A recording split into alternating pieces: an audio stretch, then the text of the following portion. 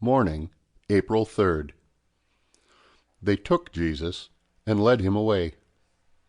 John, chapter 19, verse 16.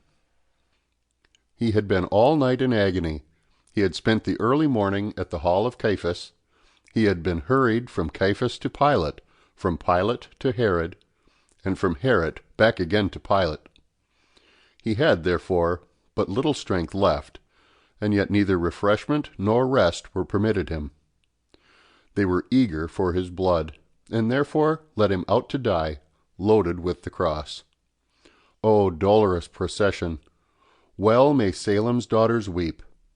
My soul, do thou weep also. What learn we here as we see our blessed Lord led forth?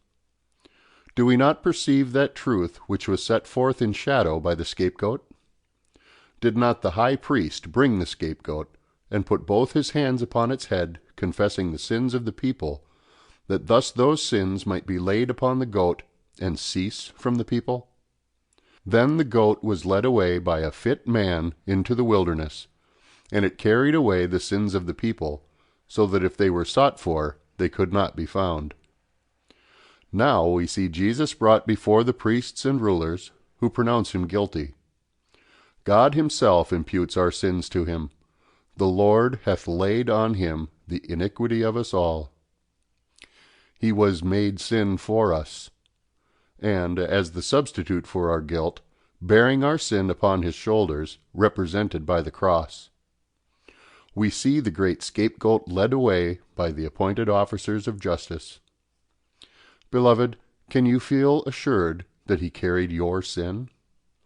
As you look at the cross upon his shoulders, does it represent your sin? There is one way by which you can tell whether he carried your sin or not. Have you laid your hand upon his head, confessed your sin, and trusted in him? Then your sin lies not on you.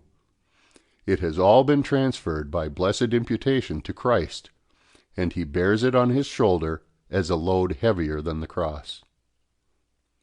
Let not the picture vanish till you have rejoiced in your own deliverance, and adored the loving Redeemer upon whom your iniquities were laid.